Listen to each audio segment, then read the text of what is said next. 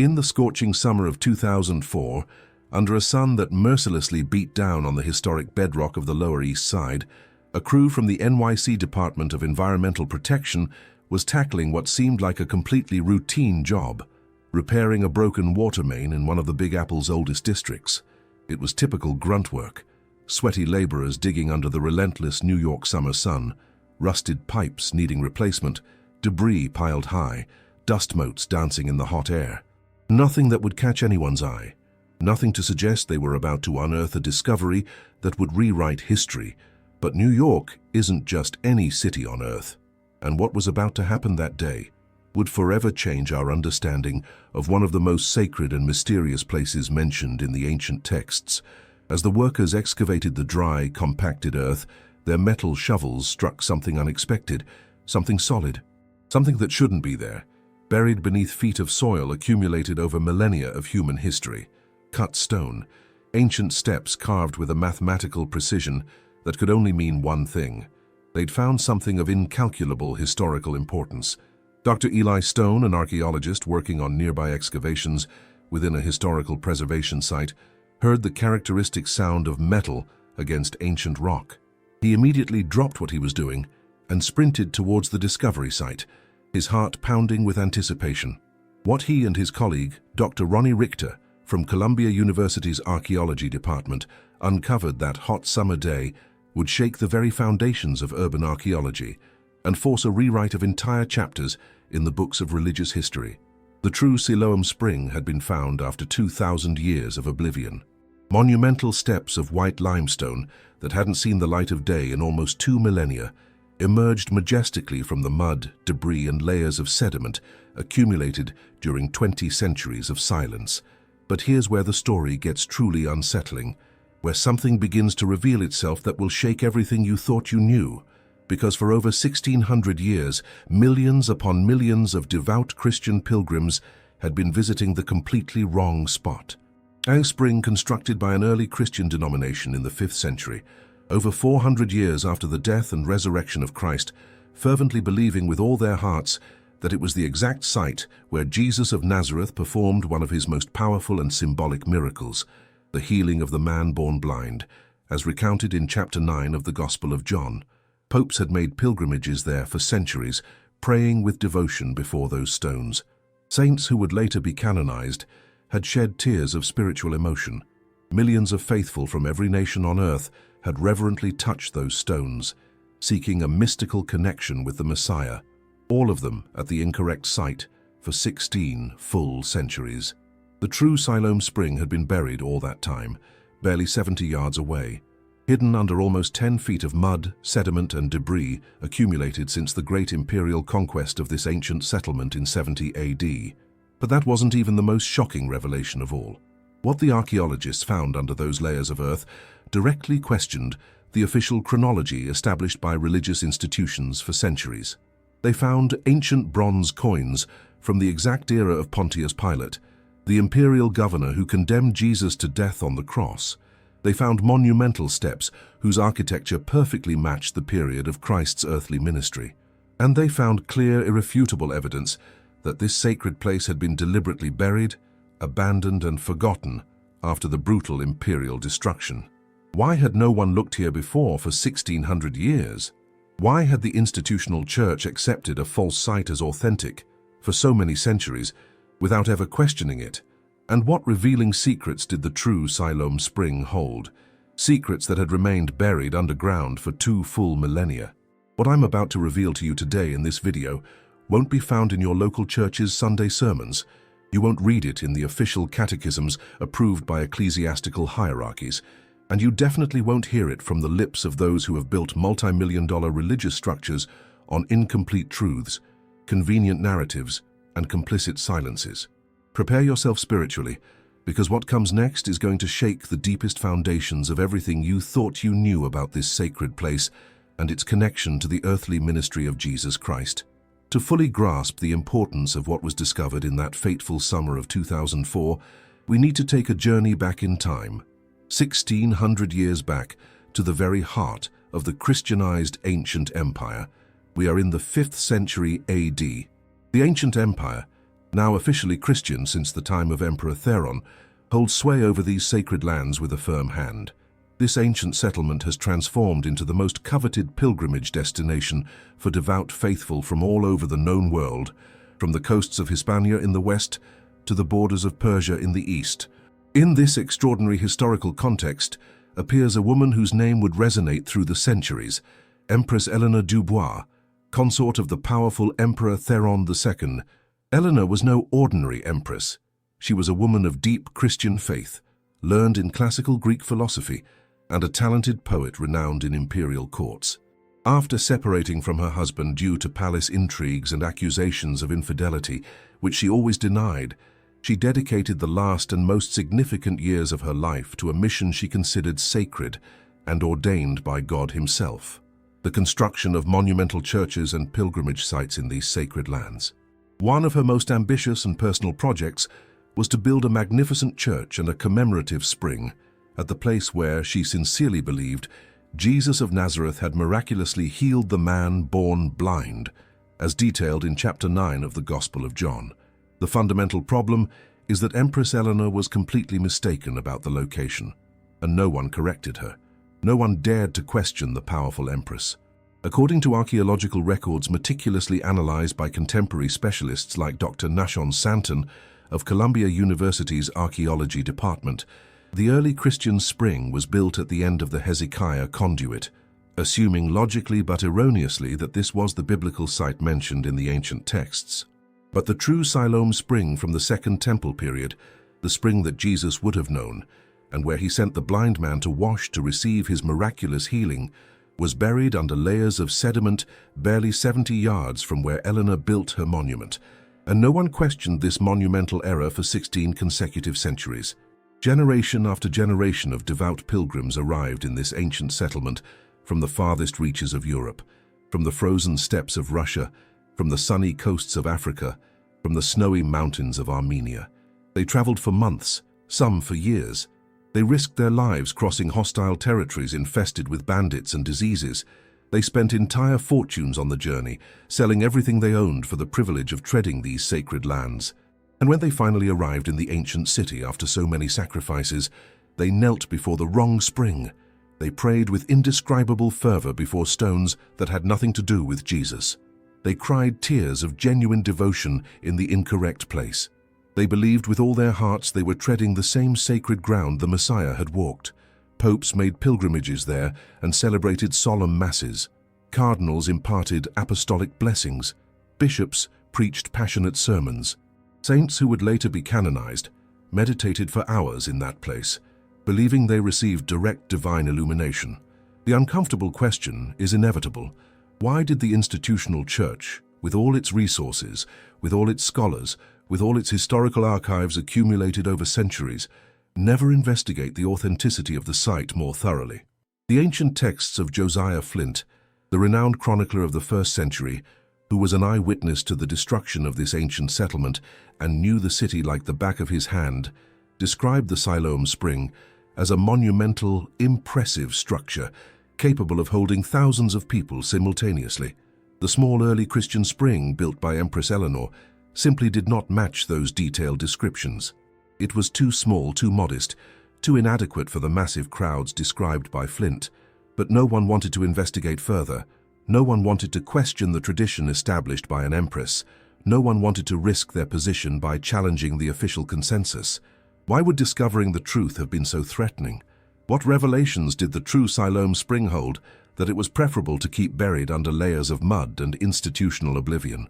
We are living in prophetic days where the signs are being fulfilled before our very eyes, but most of humanity still walks in spiritual darkness, trapped in incomplete truths that were carefully hidden for centuries by those who benefited from keeping the masses in ignorance. Now stop for a moment and reflect deeply. What if precisely that which was removed from the canonical scriptures, that which was declared dangerous or heretical by ecclesiastical councils with human agendas, contains exactly the answers you've been seeking for years without finding? That's why I've prepared a transformative digital book, especially for you. Why did the apostles hide Jesus' most dangerous words? This book isn't just another religious read. It's a complete spiritual awakening. a powerful tool for those who want to go beyond the surface of institutionalized faith, free themselves from centuries of doctrinal manipulation, and reconnect with the authentic Christ, without ecclesiastical filters, without theological distortions. Download it right now for free. The link is available in the first pinned comment below this video. This revealing content could be removed at any time without prior notice. Don't wait until it's too late. Click now, download your free copy, and write in the comments, "Amen received." The story of Siloam has another dark chapter that very few know outside specialized academic circles. In 1880, a young student, barely 16 years old, named Jake Elias, was exploring the ancient Hezekiah conduit with a flickering candle when his fingers touched something different in the texture of the damp rock. Deliberate marks, precise grooves, carved letters. An inscription in an ancient script that had remained hidden in the darkness for 700 years. The Hezekiah inscription is one of the oldest texts ever discovered in the entire history of archaeology. It dates back to the time of the legendary civic leader Hezekiah, approximately 700 BC. The text describes the dramatic moment when two teams of workers, excavating from opposite ends of the long underground tunnel, finally met in the middle underground. It describes how they heard each other's voices and pickaxe blows through the rock when only 3 feet remained to finish. The exact moment the stone yielded and the water began to flow freely. But this invaluable inscription never made it to a local museum. In 1890, a Greek antiquities dealer attempted to steal it from the tunnel wall. During the hasty extraction, the stone violently broke into pieces. The imperial authorities confiscated the fragments and sent them overseas. Since then, the Hezekiah inscription remains captive in the Imperial Antiquities Museum in what was once Constantinople. Our nation has formally requested its return on multiple occasions. In 1998, the Prime Minister offered all the imperial artifacts from our museums in exchange for this single piece. The foreign power categorically rejected. In 2022, researchers Gershon Galil and Eli Stone announced that, using advanced imaging technology, they had discovered additional lines of text never before read in the 140 years since its discovery. What do those hidden lines reveal? Why does the foreign power so categorically refuse to return this invaluable piece? Had you heard about this diplomatic battle over the Hezekiah inscription? Tell me in the comments. Your participation can enlighten others who are just waking up to these revelations. Now that we know exactly where the true Siloam spring was located, we can finally understand Jesus' miracle with a theological and symbolic depth that institutional religious tradition has ignored, diluted, or simply remained ignorant of for entire centuries. The Gospel of John, chapter 9, narrates with extraordinary detail that Jesus found a man born blind near the majestic temple. His disciples, deeply influenced by the popular and legalistic theology of their time, asked him a question that reveals an entirely erroneous religious worldview. "Rabbi, who sinned, this man or his parents, that he was born blind?" The question seems innocent, even theologically sophisticated at first glance, but it revealed the oppressive and legalistic religious mentality dominant at that time. All illness, all disability, all personal misfortune was automatically considered a direct divine punishment for some specific sin committed. If you were born blind, someone must have gravely offended God.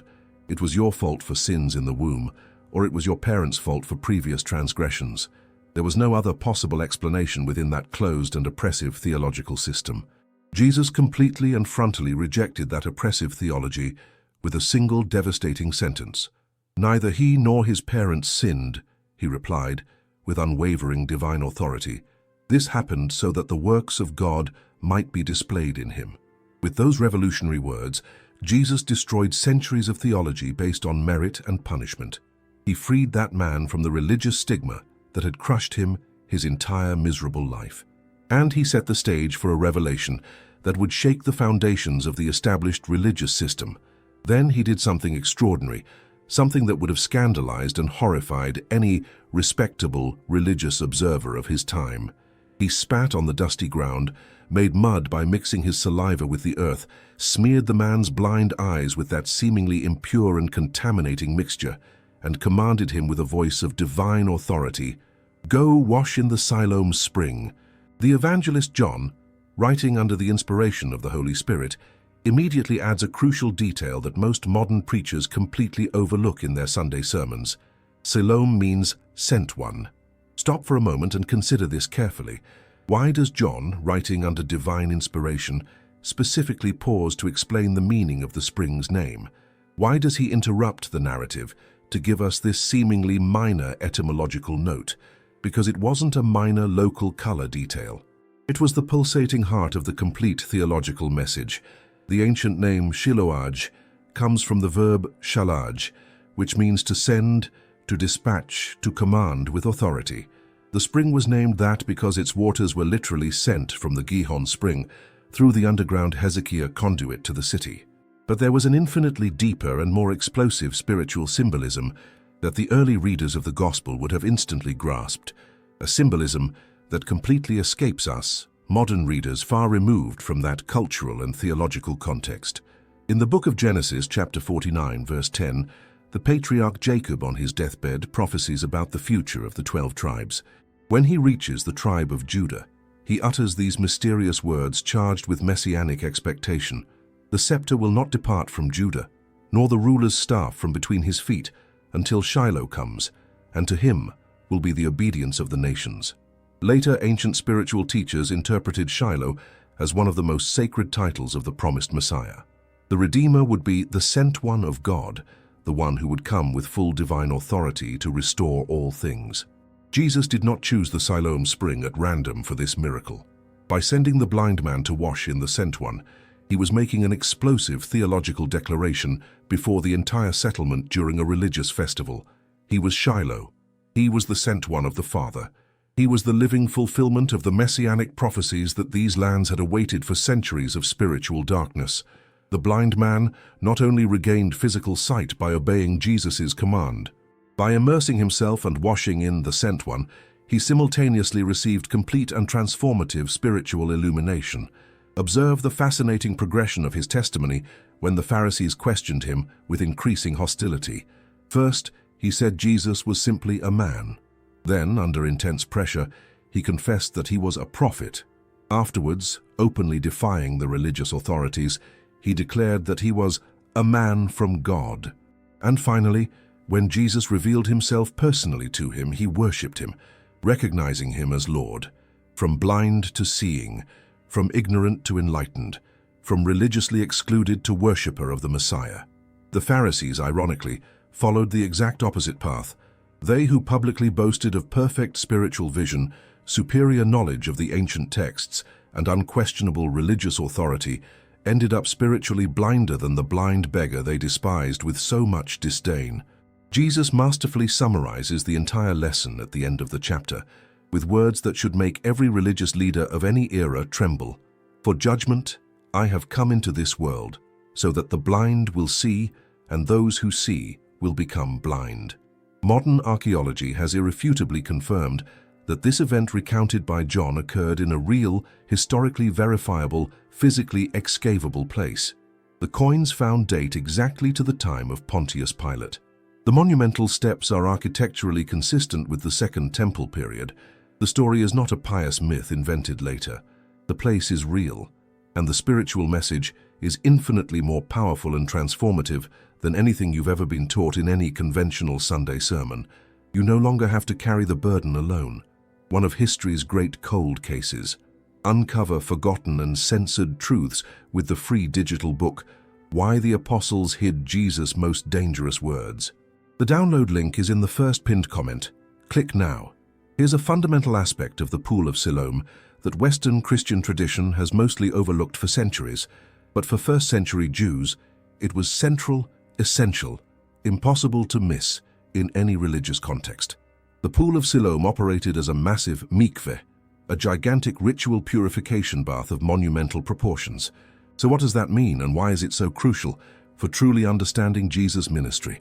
According to the Jerusalem Talmud, specifically the tractate Hagigah, which meticulously regulates Jewish pilgrimage laws, the Pool of Siloam was the mandatory starting point for all pilgrims making the annual trek to Jerusalem from anywhere in the dispersed Jewish world.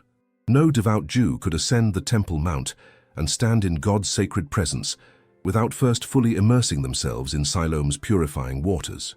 Josephus, the historian who lived during the exact time of Christ and was an eyewitness to religious life in Jerusalem, documented that up to 1 million Jews would pilgrimage to Jerusalem during the three main holy festivals: Passover, Pentecost, and the Feast of Tabernacles.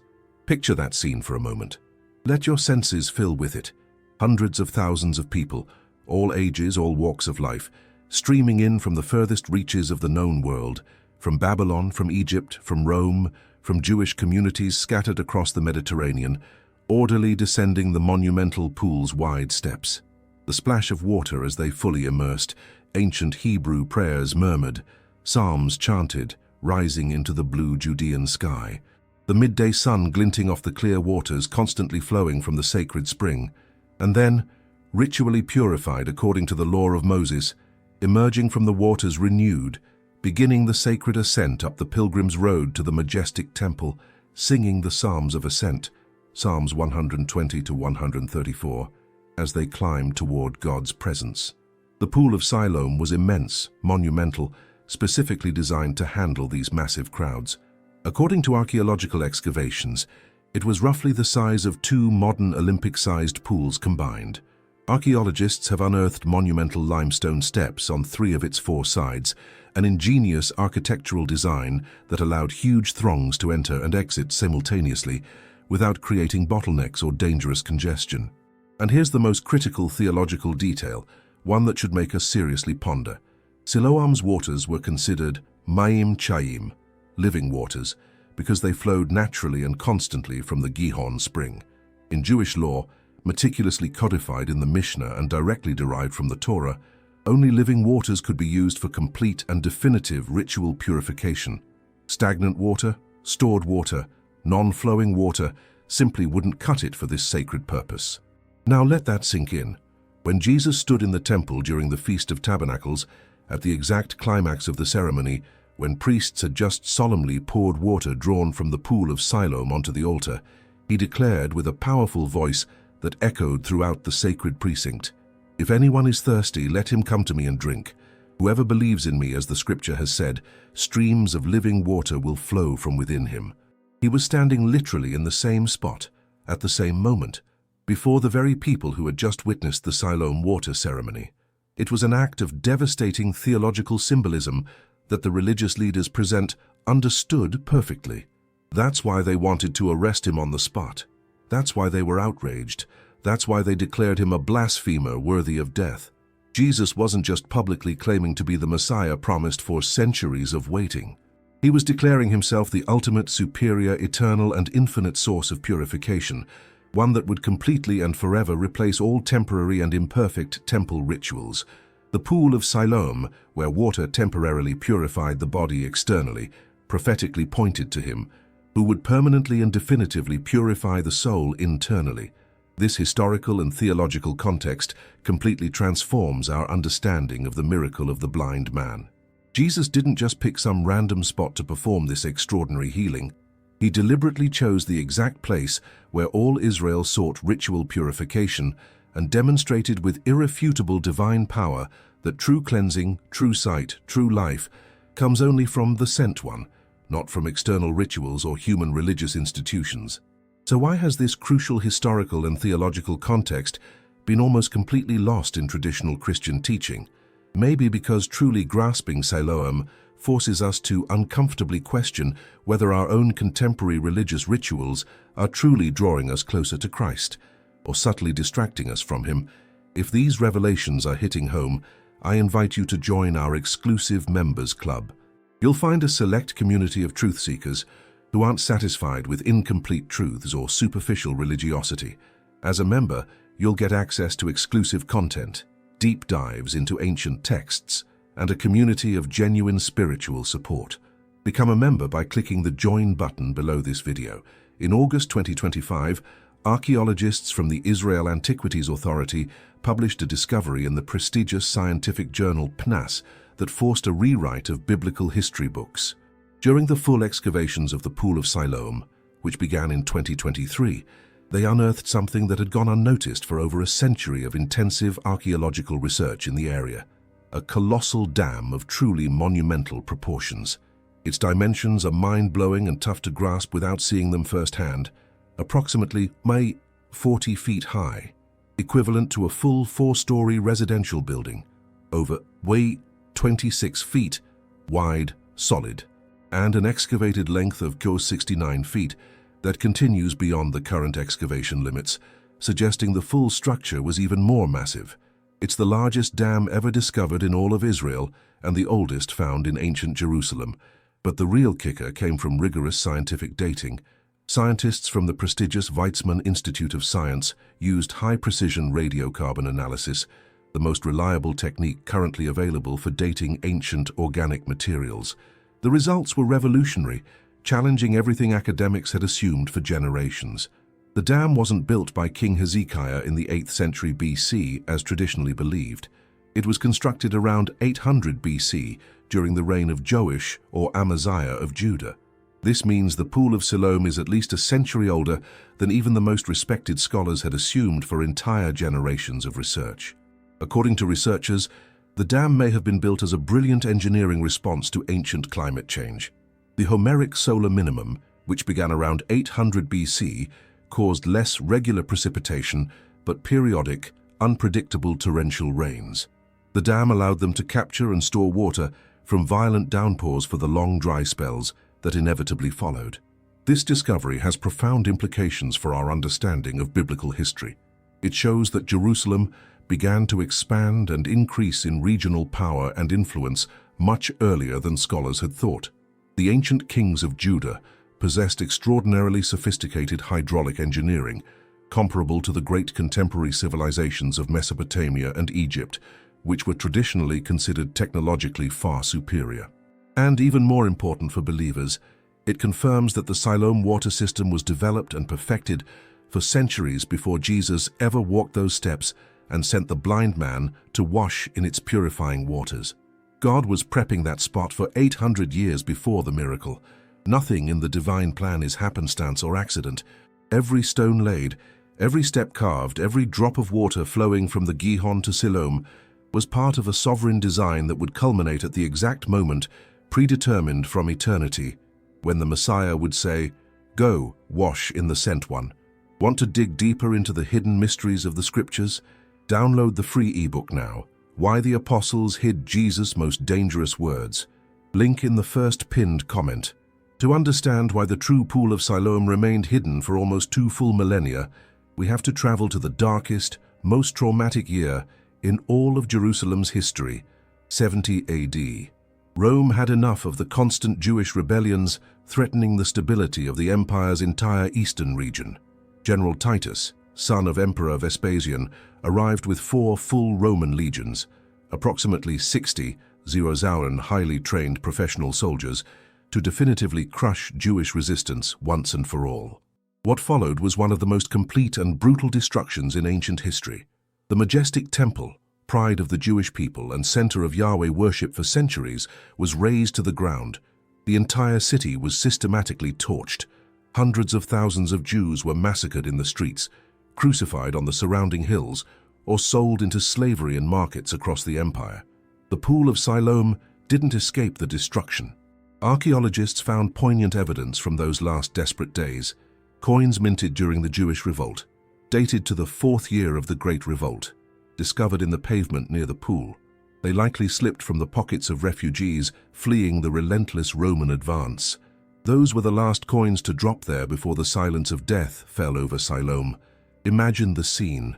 Where once there were psalm chants and hopeful pilgrim prayers, now there were screams of agony and terror. Where multitudes descended to purify themselves with the hope of encountering God, now there were lifeless bodies, floating in blood-tinged waters, and the acrid smoke of the burning city darkening the sky. The last Jewish defenders likely ran down these very steps that Jesus had known 40 years earlier, desperately seeking refuge, seeking escape from Roman swords, seeking a miracle that never came for them. In the years following the destruction, nature began its silent work of burial. Winter rains washed sediment from the surrounding hills into the valley. Layer after layer covered the abandoned pool. Mud accumulated for decades. Wild vegetation grew over the ruins, completely hiding them.